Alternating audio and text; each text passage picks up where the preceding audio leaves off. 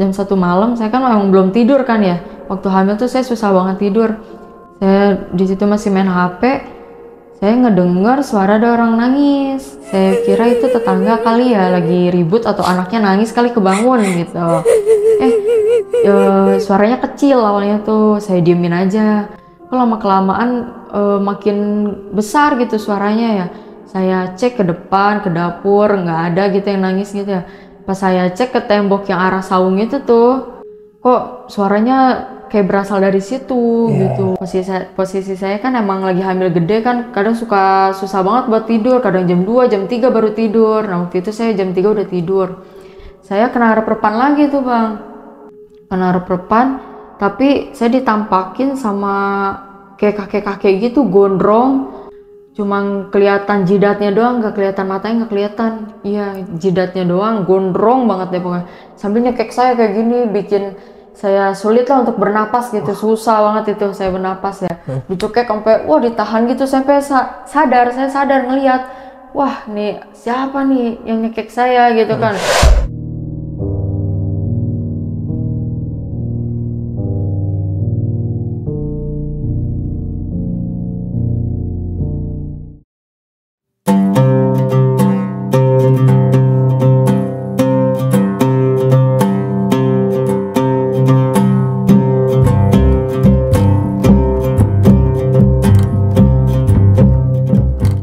Assalamualaikum warahmatullahi wabarakatuh. Kembali lagi di Dimensi Mistik bareng gue Aris. Dan seperti biasa Dimensi Mistik udah kehadiran seorang narasumber yang pernah jadi salah satu penghuni kontrakan. Dan kontrakannya ini tuh di depan kuburan. Narasumber gue ini tuh banyak banget ngalamin kejadian demi kejadian horor yang tadinya nggak percaya sama hal gaib. Dan akhirnya narasumber gue ini percaya nih, karena sering banget dapet teror di kontrakannya ini. Dan seperti apa kelanjutan kisahnya? Jadi langsung aja kita sapa atau kenalan sama narasumbernya.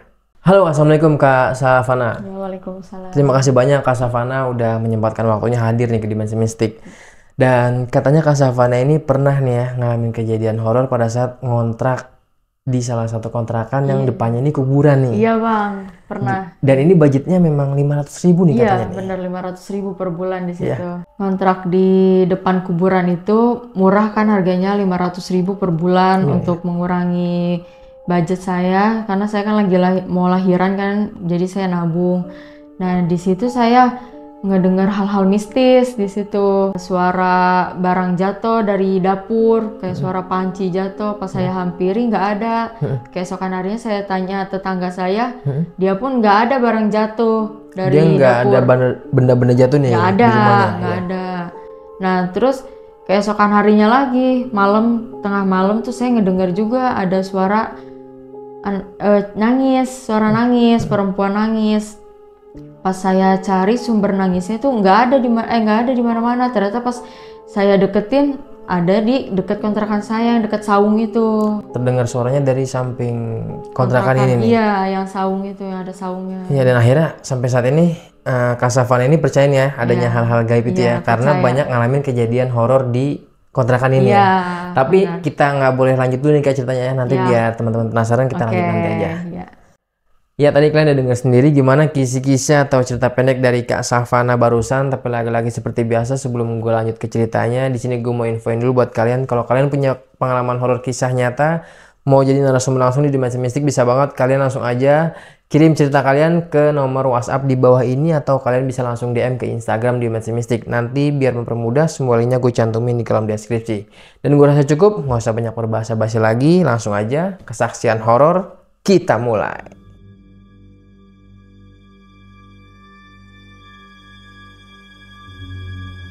Ya Kak Savana, boleh dimulai nih, gimana awal mula ceritanya?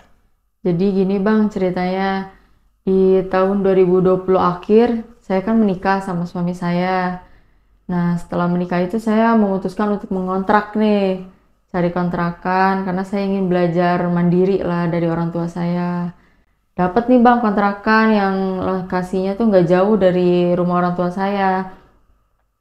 Nah setelah saya 2 bulan di kontrakan itu, saya hamil.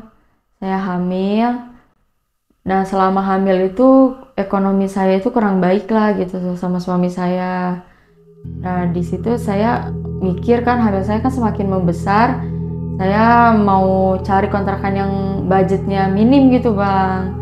Setelah itu saya memutuskan untuk pindah kan, cari kontrakan yang lebih minim lah budgetnya. Nah, saya dapat, tapi minusnya itu di depan kuburan tuh kontrakan. Di situ kontrakan ada 5 petak. Yang 3 petaknya madep ke kuburan, yang 2 petaknya itu madep ke jalan raya. Nah, saya dapat yang madep ke kuburan. Emang murah, harganya cuma 500.000 per bulannya. Nah, terus saya dapat yang paling ujung tuh kontrakannya. Kan kontrakannya 3 petak ya. Pertama, kedua, saya yang ketiga kan paling ujung ini. Tapi di sini masih ada lahan juga. Nah, lahan yang ini tuh ada saung buat tempat nongkrong bocah kata di situ, anak-anak tanggung di situ nongkrong. Nah, awal saya ngontrak di situ itu saya dapat omongan dari tetangga, mungkin ngelihat kondisi saya lagi hamil kali ya, mereka takut saya sawan atau apa, saya nggak tahu ya. Kata dia, emang nggak takut kontrak di sini katanya gitu, emang nggak iseng gitu, kenapa harus iseng, saya bilang gitu, ya kan depan kuburan gitu, lagi hamil katanya. Ya nggak apa-apa, selagi nggak ngeganggu saya kan gitu. Udah, saya nggak terlalu hiraukan lah omongan tetangga itu. Nah, waktu itu setelah ngontrak di situ, suami saya kan dapat kerjaan tuh di PT di daerah Pik, lumayan jauh banget kan dari Citayam itu. Nah, di sana itu PT-nya ada mesnya. Nah, setelah itu suami saya berangkat kerja. Pas sudah sampai sana, dia ngabarin saya kalau di sana itu dapat mes. Nah, saya sih bersyukur ya gitu ya, untuk mengurangi budget juga kan, ongkos, ngirit ongkos ya. Karena kan untuk buat persiapan lahiran saya nabung gitu, nggak apa-apa lah ngemes, saya ditinggal sendiri gitu, ada tetangga ini kan gitu. Pas malamnya tuh Bang, saya kan emang nggak percaya ya sama hal-hal yang kayak gitu tuh ya, yang kayak mistis gitu, saya nggak percaya, emang nggak pernah ngalamin juga. Pas saya ditinggal ngemes di situ sendiri, saya ngalamin ada suara hal aneh gitu.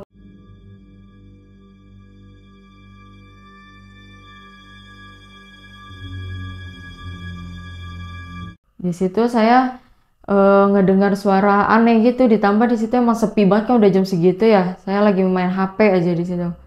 Saya dengar suara aneh kayak ada orang nimpuk gitu. Posisinya kan kontrakan saya itu kan 3 petak ya, kayak ruang tamu, kamar tidur sama dapur kan, sama kamar mandi.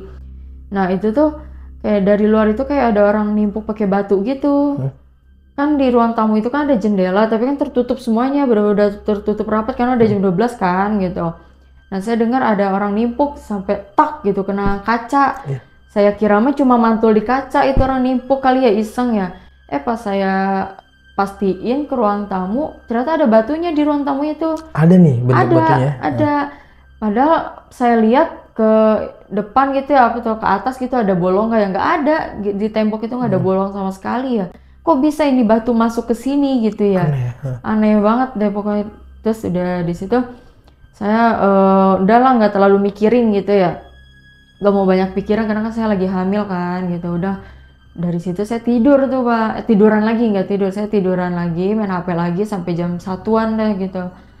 Saya ada suara di dapur, ada suara dengan klentrang gitu kayak panci jatuh gitu. Saya cek dulu ke dapur, lah kok ini ada suara tapi kok nggak ada barang jatuh gitu ya, soalnya kan suara kayak barang jatuh gitu kan.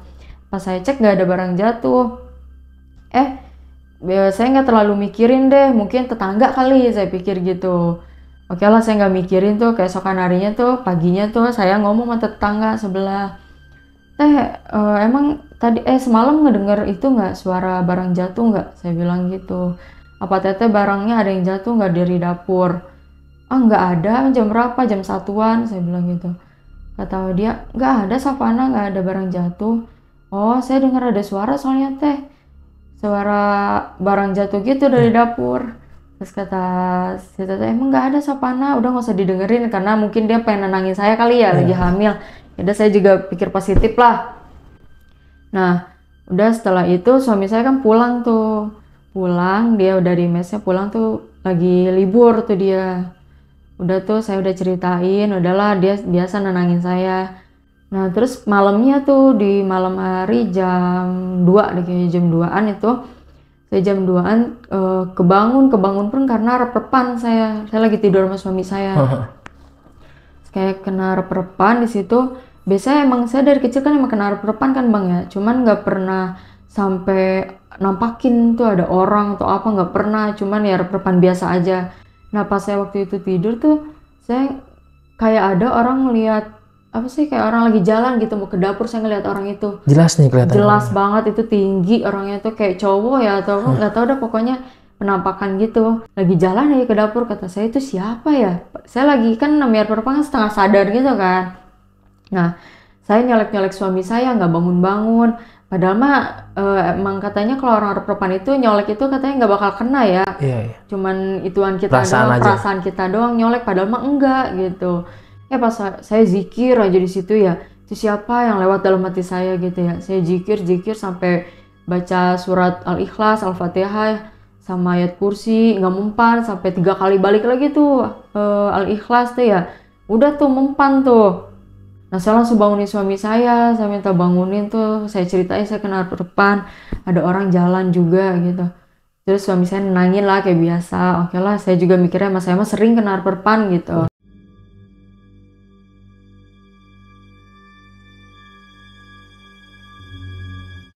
Jadi bang, ada kejadian juga nih waktu suami saya lagi libur kerja. Saya kan habis main dari rumah orang tua saya kan. Nah terus pulang jam 2 malam, suami saya langsung nyuci motor tuh di dekat saung itu tuh bang. Di dekat saung itu nyuci motor tuh dia.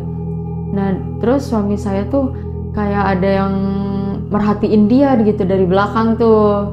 Cuman dia nggak terlalu hirauin lah gitu. Mungkin siapa kali cuman firasat doang kali kata dia gitu, perasaan dia doang. Nah terus pas makin lama kayak ngedeketin di sampingnya dia, kayak ngedeketin. Pas ditengok nggak ada orangnya. Nah terus masih nyuci motor tuh suami saya ini, masih nyuci motor. Nah dia makin ngerasa ada yang merhatiin dia kan, sampai kayak dipegang kaki dia tuh, kayak dipegang gitu kaki dia, kayak nggak suka kayaknya tuh ya penunggu situ tuh ya, malam-malam nyuci motor di situ ya. Dia suami saya tuh kayak dipegang gitu kakinya, cuman nggak dipegang gitu, kayak dideketin doang gitu. Berasa tuh sama suami saya. Pas suami saya madep ke depan ke jalan, dia ngelihat kayak penampakan gitu. Dari situ suami saya teriak manggil saya kan, saya posisi lagi di kamar lagi main HP, suami saya kan lagi nyuci motor di luar, manggilin saya, Uma gitu, temenin gitu. Oke lah, saya kan aneh, aku tumbenan ya anak ya minta temenin. Oke lah saya ke depan kan, kenapa tumben banget minta ditemenin gitu. Kata dia nggak apa-apa udah temenin aja kata dia gitu. Terus nggak lama dari situ dia selesai, saya bilang udah masukin cepetan motornya, tidur, bilang gitu. Nah udah tuh udah pas tidur gitu, keesokan harinya tuh cerita tuh suami saya sama tetangga samping saya itu, katanya abis ngeliat penampakan itu di pohon jambu gitu kan, di dekat makam tuh kan ada pohon jambu tuh, di situ katanya dia ngeliat ada sosok apa sih, kunti nggak tahu deh, saya nggak tahu. Nah terus ternyata kata tetangga saya emang ada di situ. Cuman dia nongolnya tiap akhir bulan, katanya tiap tanggal 28. Tiap tanggal 28? Iya gitu. Cuma sama tetangga saya itu dibecandain, kata ini mah setan lagi puyeng kali, katanya gitu, nongolnya akhir bulan gitu. Kirain mah bohongan ya, ternyata beneran emang ada di situ bang. Dia hanya munculnya di tanggal 28, 29 gitu? Iya, pokoknya akhir bulan dia selalu muncul katanya. Saya makanya agak aneh juga kan, dia lawak atau beneran ini kan ya. Ya ternyata bener suami saya ngeliat di situ. Tapi saya nggak ngeliat sih, saya nggak pernah ngeliat gitu-gituan. Paling ya kayak suara-suara doang saya ngeliatnya gitu. Kalau suami saya sampai ditampakin sih.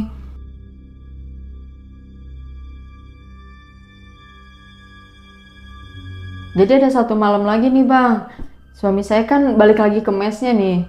Balik lagi ke mesnya, saya kayak biasa ditinggal sendiri kan. Nah saya waktu jam 3 malam tuh kan saya udah tidur tuh bang ya. Posisi saya kan emang lagi hamil gede kan, kadang suka susah banget buat tidur, kadang jam 2, jam 3 baru tidur. Nah waktu itu saya jam 3 udah tidur. Saya kena rep-repan lagi tuh bang. Kena rep-repan, tapi saya ditampakin sama kayak kakek-kakek gitu, gondrong. Cuma kelihatan jidatnya doang, gak kelihatan matanya, gak kelihatan. Iya, jidatnya doang, gondrong banget deh pokoknya. Sambil nyekek saya kayak gini, bikin saya sulit lah untuk bernapas gitu, susah banget itu saya bernapas ya. Dicekek sampai wah ditahan gitu sampai saya sadar ngelihat wah nih siapa nih yang nyekek saya gitu kan. Saya takut tapi saya lawan, mau nggak mau kan, saya sendiri sih saya lawan. Saya zikir aja di situ, banyakin zikir, nggak mempan tuh bang. Saya terus zikir baca ayat kursi tuh ya berapa sampai 3 balik, saya baru tuh dia hilang tuh di situ bang. Sosoknya kelihatan jelas nih ya? Jelas banget gitu. Dari situ saya nggak bisa tidur, saya kayak biasa WA suami saya kan, suami saya nggak bales, mungkin udah tidur kan. Udah dari situ saya lanjut tidur lagi sampai besok paginya, alhamdulillah nggak ada lagi yang ganggu gitu. Nggak ngalamin kejadian lagi nih pas paginya nih. Udah.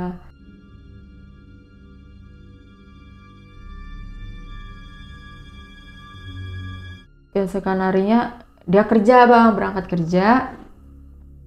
Udah tuh biasa aja dah, kayak biasa aktivitas biasa saya di rumah. Nah di situ ada bocah nongkrong katanya. Di situ emang dia tuh katanya sering ngelihat penampakan di saung itu tuh bang. Iya, di sebelah persis rumah ini. Iya, kontrakan saya itu di situ. Kata ada pocong, ada penampakan lainnya gitu ya. Cuma saya nggak mau mikirin, nggak mau terlalu mikirin. Emang saya nggak pernah lihat gitu-gituan kan, jadi nggak terlalu percaya gitu. Pas suami saya udah berangkat kerja kan, nah saya suami saya hubungin saya, dia WA katanya ngemes di sana nggak pulang. Kata saya oh ya udah gitu nggak apa-apa. Nah pas suami saya ngemes jam 1-an deh, jam 1-an di situ, pas jam 1 malam saya kan memang belum tidur kan ya. Waktu hamil tuh saya susah banget tidur. Saya di situ masih main HP. Saya ngedengar suara ada orang nangis. Saya kira itu tetangga kali ya lagi ribut atau anaknya nangis kali kebangun gitu. Suaranya kecil awalnya tuh, saya diemin aja. Kok lama-kelamaan makin besar gitu suaranya ya. Saya cek ke depan, ke dapur, nggak ada gitu yang nangis gitu ya. Pas saya cek ke tembok yang arah saung itu tuh, kok suaranya kayak berasal dari situ gitu. Iya, menggema banget gitu, gede banget gitu suaranya ya. Saya sampai merinding gitu kan bang ya. Kata saya, wah ini mah kayaknya bukan orang biasa ini yang nangis gitu ya. Saya di situ langsung kaget kan, saya langsung zikir aja kan, namanya sendirian di situ ya udah cuma bisa zikir aja lah di situ, biar itu hilang gitu ya. Zikir saya di situ, alhamdulillah lama kelamaan hilang tuh ya. Nah, hilang dengan sendirinya nih suara itu ya? Iya, hilang dengan sendirinya. Nah terus saya langsung WhatsApp suami saya kan malam itu juga, cuma nggak dibalas, mungkin udah tidur dia ya. Nah paginya tuh keesokan harinya tuh dia paginya langsung baru balas tuh dia chat saya tuh, baru balas chat saya, terus dia pulang ke kontrakan. Terus kita rundingan nih, pas banget bang pagi hari itu tuh kontrakan yang depan jalan itu ada yang pindah tuh bang, 1 orang. Nah saya tuh pengen tuh kontrak di situ buat ngehindarin dari kuburan juga itu kan, sama suara-suara aneh gitu kan. Nah saya rundingan dulu tuh sama suami saya, sama orang yang punya kontrakannya juga, saya bilang gitu mau pindah ke yang depan, soalnya kan masih punya dia juga kan ya kontrakannya. Nah 2 hari setelah itu saya pindah tuh bang, pindah ke kontrakan itu yang di depan. Nah suami saya udah pindah kerjaan juga waktu pindah di situ tuh bang. Dan saya pun posisinya waktu pindah ke situ saya udah lahiran. Ya udah lahiran, udah punya anak. Saya kan bertiga kan emang butuh kontrakan juga kan di situ karena luas, kontrakan yang di depan jalan itu luas.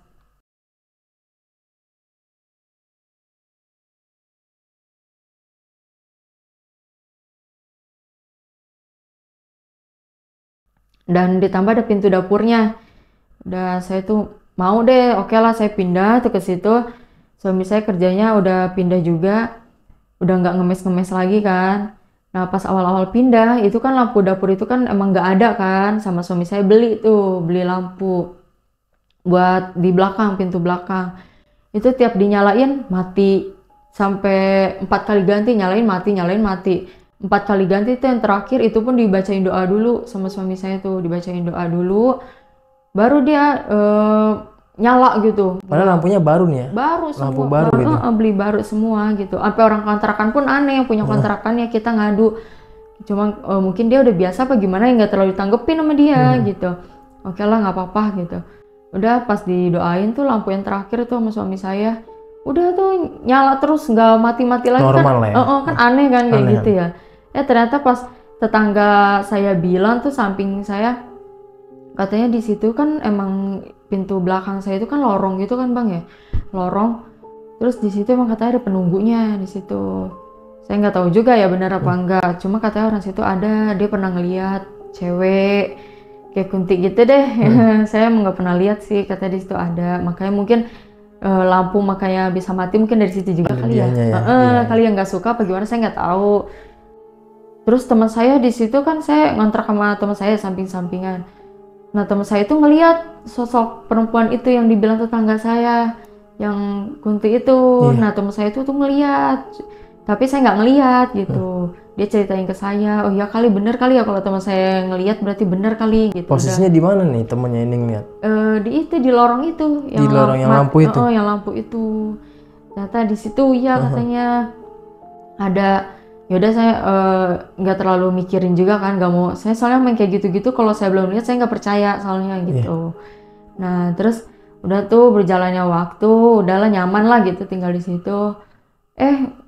Waktu sebulan 2 bulanan di situ, 2 bulan di situ saya ngontrak, ada hal aneh lagi tuh Bang.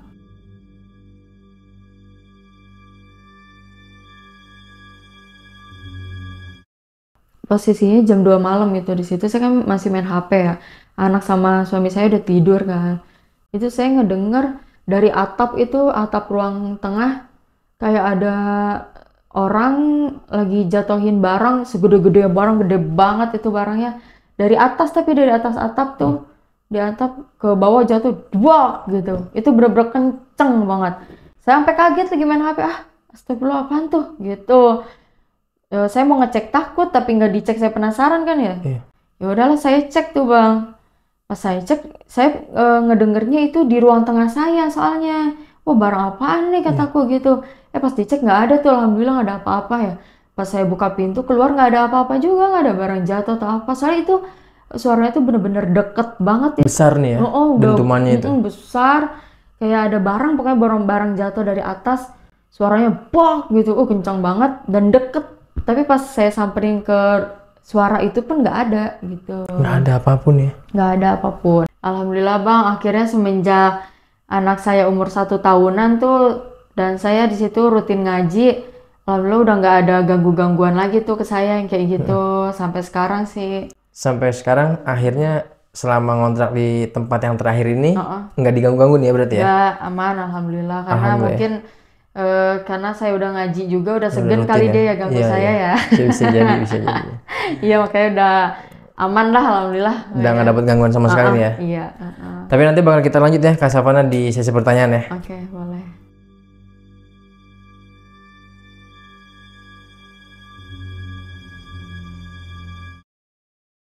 Iya Kak Savana. Jadi ngontrak di depan kuburan ini tuh harganya memang 500.000 nih. Iya, sebulannya 500.000. Sebulan 500.000 ya, karena memang mungkin meminim budget lah ya. Iya. Karena mau lahiran juga ya, nabung ya. Nabung. Terus ini ada yang tawarin apa emang nyari sendiri dan kenapa mau nih? Padahal itu di depan kuburan ya kan?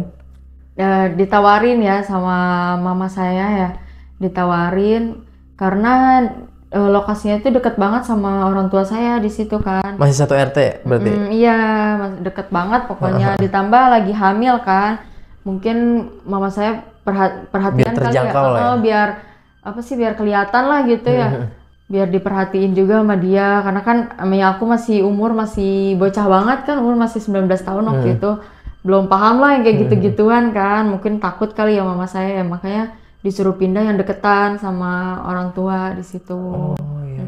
Dan ini memang yang ngalamin kejadian horor ini Kak Savana sendiri atau memang tetangga di sebelah-sebelahnya ini nih ngalamin juga nih? Oh banyak, kata tetangga situ pun ngalamin. Sampai tetangga saya ada deh yang pertama tuh, yang kontrakan pertama itu dia pernah diketawain katanya abis maghrib tuh di situ katanya. Diketawain abis maghrib? Iya.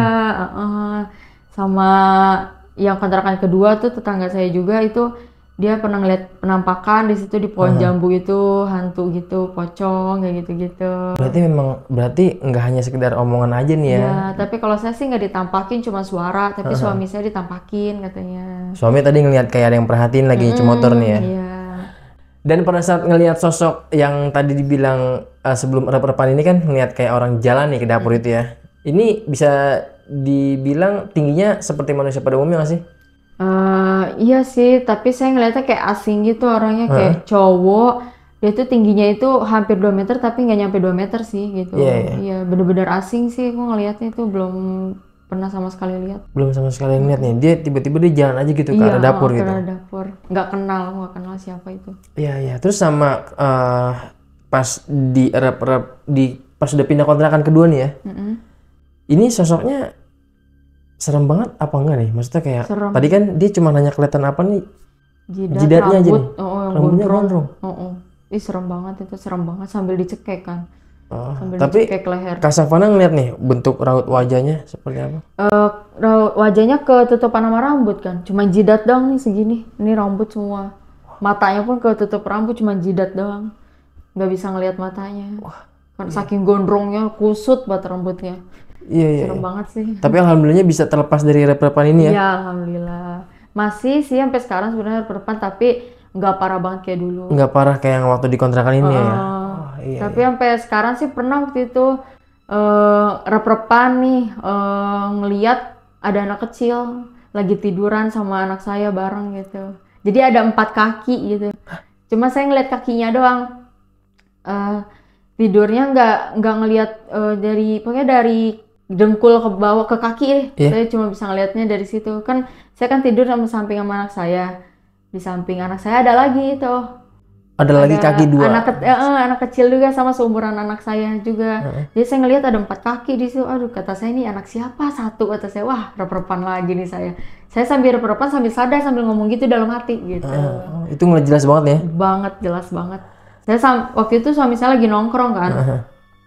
Lagi nongkrong, saya sampai WA suruh pulang, saya langsung cerita, langsung nangis. Tadi saya ngeliat ada anak kecil, cuma ngeliat kakinya doang, lagi tiduran. Atasnya nggak ngeliat nih? Nggak ngeliat, cuma karena kan kalau rep-repan itu kan matanya itu kan nggak bisa ngeliat gini, nggak bisa, nggak bisa lihat jelas, jadi begini doang kan matanya, cuma setengah gitu. Jadi nggak bisa ngeliat full, cuma dari anak saya pun juga gitu sama, saya nggak bisa ngeliat full anak saya, cuma dari dengkul ke kaki doang. Gitu. Tapi ada, ibarat kata ada 4 kaki. Merinding. Terus kalau untuk si penghuni yang nunggu rumah yang ketiga ini, yang kontrakan ini, pernah ngeliat juga wujudnya si wanita kuntilanak ini? Oh enggak pernah. Enggak nih ya? Enggak pernah kalau. Cuma tetangga aja nih? Tetangga sama suami katanya pernah, cuma aku paling suara doang. Suara aja nih? Paling kalau lagi kena rep-repan doang lihat gitu-gituan tuh, kalau nggak rep-repan mah enggak. Enggak ya? Nggak pernah lihat gituan. Untuk sampai saat ini ngerasa kapok nih Kak Savana ngontrak lagi, mau ada niatan nggak misalkan nanti ada mau beli rumah apa gitu di depan kuburan, ada niatan lagi? Enggak lah. Kayaknya enggak ya? Enggak dong, takut. Ya sekarang harus itu dulu lah, rundingan dulu, yang cari yang amanah, yang bener ya, tanahnya juga kan. Nggak mau lagi ya? Nggak mau lagi ya? Iya. Dan akhirnya percaya nih, sama adanya hantu nih. Tadinya kan awalnya skeptis nih bisa dibilang ya, nggak percaya sama hal-hal mistis nih. Iya percaya. Sekarang percaya nih ya. Sekali lagi terima kasih banyak Kak Savana udah datang nih dari Citayam nih ya. Jauh-jauh ke Dimensi Mistik untuk membagi pengalaman horornya pada saat ngontrak di depan kuburan itu ya. Sukses terus buat karirnya. Semakin banyak rezekinya Kak. Berkah selalu berserta keluarga. Salam buat keluarga di rumah Kak ya. Dan buat kalian semua terima kasih banyak udah nonton ceritanya Kak Savana dari awal sampai akhir, nggak ada yang di skip, dan gue rasa cukup. Akhir kata gue Aris Dimensi Mistik beserta Kak Savana pamit undur diri. Wassalamualaikum warahmatullahi wabarakatuh. Bye. Kak Savana terima kasih banyak. Ya, sama-sama Bang Aris.